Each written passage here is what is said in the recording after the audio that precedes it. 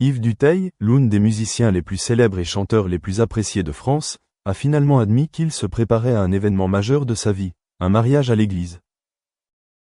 Pour un artiste qui a connu de nombreux hauts et bas dans sa vie et sa carrière, célébrer un mariage simple mais solennel dans l'espace sacré d'une église n'est pas seulement une affirmation d'amour mais aussi une étape importante, symbolisant un bonheur durable et un lien profond entre deux personnes. Yves Dutheil a toujours été une personne réservée, mais cette fois-ci, il n'a pas pu cacher son excitation et sa joie en partageant les préparatifs de son mariage. Il a déclaré que la préparation de la cérémonie de mariage à l'église lui avait fait ressentir le caractère sacré, la solennité et l'importance du véritable amour, un sentiment qui ne s'arrête pas aux promesses creuses mais qui est confirmé par une cérémonie significative et profondément traditionnelle. C'est aussi l'occasion pour vous et votre partenaire de montrer votre appréciation l'un envers l'autre devant votre famille, vos amis et vos proches. Au fil des années, Yves Dutheil a connu de nombreux hauts et bas dans sa vie personnelle, ainsi que des défis dans sa carrière musicale. Mais maintenant, à mesure qu'il mûrit, il comprend que le bonheur ne réside pas dans la célébrité ou le succès temporaire, mais dans des moments de bonheur paisible et simple avec la personne qu'il aime. Se tenir sous le toit de l'église avec son partenaire, échanger ses vœux dans la lumière chaude et sous les yeux de ses proches était le summum de l'accomplissement dans sa vie. Le mariage d'Yves Dutheil n'était ni tape à l'œil ni élaboré. C'était une petite cérémonie intime à laquelle ont assisté les amis les plus proches et la famille, remplie d'amour et de sincérité. Chaque détail, des costumes au rituel en passant par le lieu, est soigneusement préparé pour honorer la signification sacrée du grand jour. Yves Dutheil a choisi l'église non seulement par tradition mais aussi parce que c'est là qu'il ressentait l'harmonie entre l'âme et l'amour, entre le passé et l'avenir. Lui-même ne s'attendait pas à ce que ce mariage lui apporte une telle richesse d'émotions. De l'excitation et de l'anticipation, de l'émotion lorsqu'on se tient devant l'autel au bonheur lorsqu'on sort de l'église avec sa partenaire lui tenant la main avec un sourire éclatant aux lèvres. Tous sont les souvenirs les plus beaux et les plus sacrés de la vie d'Yves Dutheil. Il a partagé que l'engagement et la compagnie de son partenaire lui ont donné la force de surmonter les défis de la vie et de ressentir plus profondément la valeur du véritable amour. La carrière d'Yves Dutheil est connue depuis longtemps pour ses chansons lyriques, romantiques et émotionnelles, reflétant clairement ses expériences et ses pensées profondes sur la vie, l'amour et les valeurs spirituelles. Son mariage religieux est également perçu comme une affirmation de la valeur de la loyauté, de sentiments durables qui ne s'estompent pas avec le temps. C'est un témoignage de maturité, d'une âme pleine d'amour et de sincérité.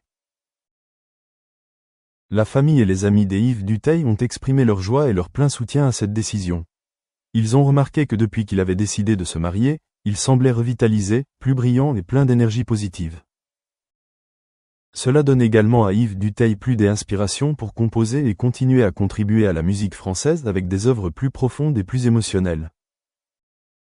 Le mariage d'Yves Dutheil n'est pas seulement l'histoire de deux personnes trouvant le bonheur ensemble, mais aussi un symbole du pouvoir de l'amour et de la persévérance sur le chemin de la vie. Peu importe le nombre d'événements que vous traversez, peu importe le nombre de fois où vous trébuchez, lorsque vous avez un partenaire fidèle et un foyer stable, vous trouverez le vrai sens de la vie. C'est aussi le message que Yves Dutheil veut faire passer à travers son histoire d'amour et de mariage. Parlant de l'avenir, Yves Dutheil a exprimé son désir de continuer à construire avec sa compagne une vie heureuse, simple, remplie de rire et d'amour. Il croit qu'un mariage à l'église n'est pas seulement le début d'un nouveau voyage, mais aussi un témoignage d'amour éternel, un amour qui transcende toutes les difficultés, les défis et le temps. Enfin, l'histoire du mariage religieux d'Yves Dutheil est une source d'inspiration pour beaucoup, en particulier pour ceux qui aspirent à trouver et à maintenir le vrai bonheur dans la vie. Car, même si la vie comporte d'innombrables défis, tant qu'il y a un amour sincère et de la camaraderie, toute tristesse sera apaisée, toutes les difficultés deviendront plus légères et le bonheur sera toujours avec nous, pour toujours comme les mélodies douces et profondes des chansons d'Yves Dutheil. Patrick Sébastien, de son vrai nom Patrick Bouteau, est l'un des artistes les plus célèbres et les plus appréciés de France. Né le 14 novembre 1953 à Brive-la-Gaillarde, il a vécu une vie pleine de hauts et de bas, de profonde tristesse, mais aussi de moments de bonheur et de grande réussite. À 71 ans, Patrick Sébastien a finalement admis ce que beaucoup soupçonnaient. La plus grande tristesse de sa vie n'était pas les tempêtes sur scène ou sous les feux de la rampe, mais les blessures profondes dans l'amour et le mariage, ainsi que les difficultés à maintenir le bonheur familial. Sébastien a été marié 2 fois. D'abord avec Fanfan de 1987 à 1992, puis avec Nathalie Boutot à partir de 1998. Bien que les 2 mariages aient pris fin, les souvenirs et les traumatismes persistent encore au plus profond de son esprit. Il a dit un jour que la perte d'un lien familial fort était la chose la plus douloureuse pour lui, car même s'il était célèbre et qu'il avait du succès, il ne pouvait éviter les sentiments de solitude et de déception lorsqu'il était consideration because since we have students in classroom, and since if you really want to create a seamless journey, online journey, just switching it on and streaming online is not enough.